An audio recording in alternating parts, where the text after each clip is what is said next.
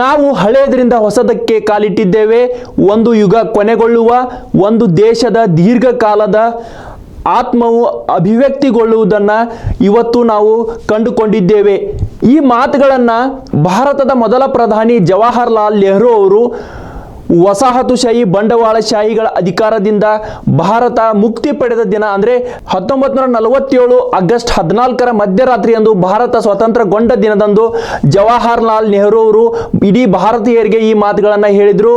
ಆದರೆ ನೆಹರು ಅವರ ಈ ಮಾತುಗಳು ಮತ್ತೊಮ್ಮೆ ಅಮೆರಿಕದ ನ್ಯೂಯಾರ್ಕ್ನಲ್ಲಿ ಪ್ರತಿಧ್ವನಿಸಿತ್ತು. ಇದೊಂದು ಭಾವನಾತ್ಮಕ ಹಾಗೂ ಐತಿಹಾಸಿಕವಾಗಿಯೂ ಭಾರತ ಹಾಗೂ ಅಮೆರಿಕಗಳ ನಡುವೆ ಇದೊಂದು ಮಹತ್ವದ ವಿಷಯವಾಗಿದೆ. ಯಾಕಂದ್ರೆ ದೇಶದಲ್ಲೇ ಅಂದರೆ ಜಗತ್ತಿನಲ್ಲೇ ತಾನೊಬ್ಬ ಶಾಂತಿದೂತ, ಜಗತ್ತಿನಲ್ಲಿ ನಡೆಯುತ್ತಿರುವ ಯುದ್ಧಗಳನ್ನು ನಾನು ನಿಲ್ಲಿಸ್ತೀನಿ, ಆದ್ರೆ ಬಳಿಕ ನಾನೊಬ್ಬ ಶಾಂತಿದೂತ ಎಂಬುದಾಗಿ ಪ್ರೂವ್ ಮಾಡ್ತೀನಿ, ನನಗೆ ನೊಬೆಲ್ ಪುರಸ್ಕಾರ ಪ್ರಶಸ್ತಿಯನ್ನು ನೀಡಬೇಕೆಂದು ಪಟ್ಟು ಹಿಡಿದಿದ್ದ ಅಮೆರಿಕದ ಅಧ್ಯಕ್ಷ ಡೊನಾಲ್ಡ್ ಟ್ರಂಪ್ ಅವರಿಗೆ ಇದೀಗ ಭಾರಿ ಹೊಡೆತ ಬಿದ್ದಂತಾಗಿದೆ. ಯಾಕಂದ್ರೆ ವಿಶ್ವವಿಖ್ಯಾತ ಜೊತೆಗೆ ಅಮೆರಿಕದಲ್ಲೂ ಪ್ರಸಿದ್ಧ ನಗರವಾದ ನ್ಯೂಯಾರ್ಕ್ ಸಿಟಿಯಲ್ಲಿ ಅಮೆರಿಕದ ಅಧ್ಯಕ್ಷರ ಮಾತುಗಳಿಗೆ ಬೆಲೆಯೇ ಇಲ್ಲ, ಅಮೆರಿಕ ಅಧ್ಯಕ್ಷರಿಗೆ ಹಿನ್ನಡೆಯಾಗಿರುವಂಥದ್ದು.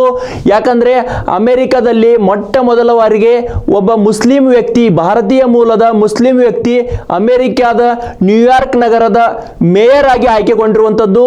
ಇದು ಅಮೆರಿಕದ ಅಧ್ಯಕ್ಷ ಡೊನಾಲ್ಡ್ ಟ್ರಂಪ್ ಅವರಿಗೆ ತೀವ್ರ ಮುಖಭಂಗವನ್ನು ಉಂಟು ಮಾಡಿದೆ. ಕಳೆದ ಮಂಗಳವಾರವಷ್ಟೇ ನ್ಯೂಯಾರ್ಕ್ ನಗರದ ಮೇಯರ್ ಚುನಾವಣಾ ಫಲಿತಾಂಶ ಹೊರಬಿದ್ದಿದ್ದು, ಮೊಟ್ಟ ಮೊದಲ ಬಾರಿಗೆ ಇತಿಹಾಸದಲ್ಲಿಯೇ ಅಮೆರಿಕದ ನ್ಯೂಯಾರ್ಕ್ ನಗರಕ್ಕೆ ಮೊಟ್ಟ ಮೊದಲ ಮುಸ್ಲಿಂ ವ್ಯಕ್ತಿ ಜೊತೆಗೆ ದಕ್ಷಿಣ ಏಷ್ಯಾದ ವಲಸಿಗನೊಬ್ಬ ಮೇಯರ್ ಆಗಿ ಆಯ್ಕೆಯಾಗಿರುವಂಥದ್ದು. ಇದು ಟ್ರಂಪ್ಗೆ ತೀವ್ರ ಹಿನ್ನಡೆಯನ್ನು ತಂದಿರುವಂಥದ್ದು. 34 ವರ್ಷದ ಜೊಹ್ರಾನ್ ಮಮ್ದಾನಿ ಎಂಬುವರು ಅಮೆರಿಕದ ಅಧ್ಯಕ್ಷ ಡೊನಾಲ್ಡ್ ಟ್ರಂಪ್ ಅವರ ಗರ್ವಭಂಗ ಮಾಡಿರುವ ವ್ಯಕ್ತಿಯಾಗಿದ್ದಾರೆ. ಇವರೇ ಇದೀಗ ಅಮೆರಿಕದ ನ್ಯೂಯಾರ್ಕ್ ನಗರದ ನೂತನ ಮೇಯರ್ ಆಗಿ ಆಯ್ಕೆಯಾಗಿರುವಂಥದ್ದು.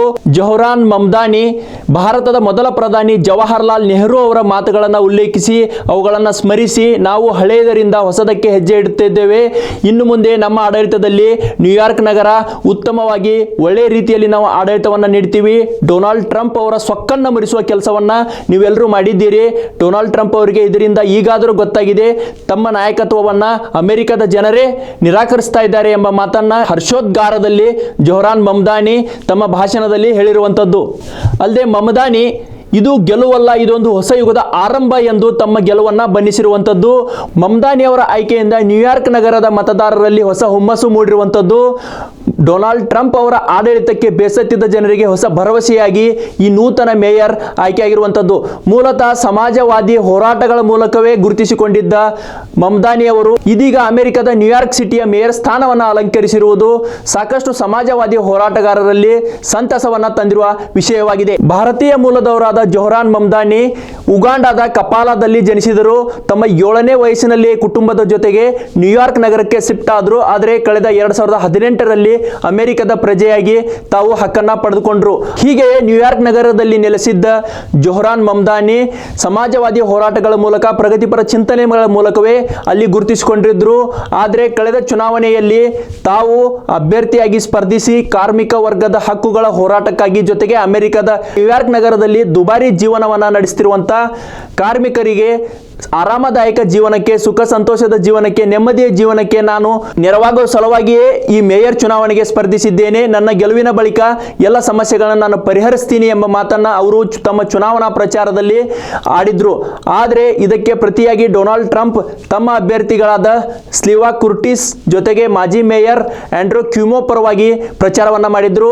ಆದರೆ ಡೊನಾಲ್ಡ್ ಟ್ರಂಪ್ ಅವರು ತೀವ್ರ ಹಿನ್ನಡೆಗೆ ಅನ್ವಯಿಸುವಂತಾಗಿದ್ದು, ಆದರೆ ಇದೀಗ ಅಂತಿಮವಾಗಿ ಡೊನಾಲ್ಡ್ ಟ್ರಂಪ್ ಅವರಿಗೆ ಭಾರೀ ಮುಖಭಂಗ ಉಂಟಾಗಿರುವಂಥದ್ದು.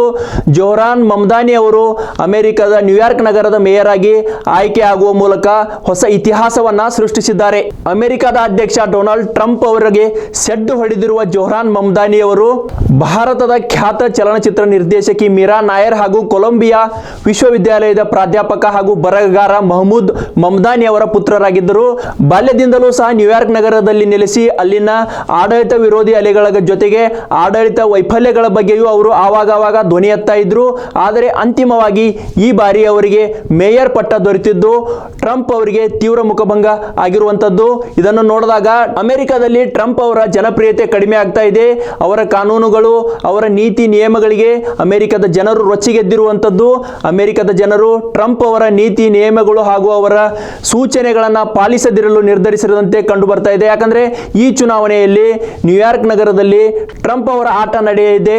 ಜೊಹ್ರಾನ್ ಮಮ್ದಾನಿ ಅವರು ಸಮಾಜವಾದಿ ಚಿಂತನೆಗಳ ಮೂಲಕ ಸ್ಪರ್ಧಿಸಿ ಗೆಲುವನ್ನು ಕಂಡಿದ್ದಾರೆ. ಮಮ್ದಾನಿ ಅವರ ಗೆಲುವಿನ ಮೂಲಕ ಅಮೆರಿಕದ ನ್ಯೂಯಾರ್ಕ್ ನಗರ ಹೊಸ ರಾಜಕೀಯ ಮತ್ತು ಸೈದ್ಧಾಂತಿಕ ಯುಗವನ್ನ ಪ್ರವೇಶಿಸಿದಂತಾಗಿರುವುದು. ಬಂಡವಾಳಶಾಹಿ ಹಾಗೂ ಪ್ರಜಾಪ್ರಭುತ್ವ ಮತ್ತು ಸಮಾಜವಾದಿ ಚಿಂತನೆಗಳ ಕೋಟೆಯಲ್ಲಿ ಇನ್ನು ಮುಂದೆ ನ್ಯೂಯಾರ್ಕ್ ನಗರವು ಮಮ್ದಾನಿ ಅವರ ನೇತೃತ್ವದಲ್ಲಿ ಇನ್ನಷ್ಟು ಉನ್ನತ ಅಭಿವೃದ್ಧಿ ಕಾರ್ಯಗಳನ್ನು ಜೊತೆಗೆ ಜನರ ಅಭಿಲಾಷೆಗಳನ್ನು ಈಡೇರಿಸುವಲ್ಲಿ ಮಮ್ದಾನಿ ಅವರ ನೇತೃತ್ವ ಸಾಕಷ್ಟು ಮುಂದೆ ಬರುತ್ತದೆ ಎಂಬ ಮಾತುಗಳನ್ನು ಅಮೆರಿಕದ ನ್ಯೂಯಾರ್ಕ್ ನಗರದ ನಿವಾಸಿಗಳು ಹೇಳ್ತಿರುವಂಥದ್ದು. ಒಟ್ಟಾರೆಯಾಗಿ ಅಮೆರಿಕದ ಅಧ್ಯಕ್ಷ ಡೊನಾಲ್ಡ್ ಟ್ರಂಪ್ ಅವರಿಗೂ ನ್ಯೂಯಾರ್ಕ್ ಮೇಯರ್ ಚುನಾವಣೆಯಲ್ಲಿ ಸಾಕಷ್ಟು ಹೊಡೆತ ಬಿದ್ದಿರುವಂಥದ್ದು. ತಮ್ಮ ಅಭ್ಯರ್ಥಿಗಳು ಯಾವುದೇ ಕಾರಣಕ್ಕೂ ಗೆಲ್ಲಲು ಸಾಧ್ಯವಾಗಿಲ್ಲ. ಯಾಕಂದ್ರೆ ಅಮೆರಿಕದಲ್ಲಿ ಡೊನಾಲ್ಡ್ ಟ್ರಂಪ್ ಅವರ ಜನಪ್ರಿಯತೆ ಮನ್ನಣೆ ಕುಸಿದಿದ್ದೇ ಅವರ ಸೋಲಿಗೆ ಕಾರಣವೆಂದು ರಾಜಕೀಯ ಲೆಕ್ಕಾಚಾರಗಳು ಹೆಚ್ಚಿನ ವಿಡಿಯೋಗಳಿಗೆ ಪ್ರತಿಧ್ವನಿ ಯೂಟ್ಯೂಬ್ ಚಾನೆಲ್ ಸಬ್ಸ್ಕ್ರೈಬ್ ಮಾಡಿ, ಬೆಲ್ ಐಕಾನ್ ಕ್ಲಿಕ್ ಮಾಡಿ.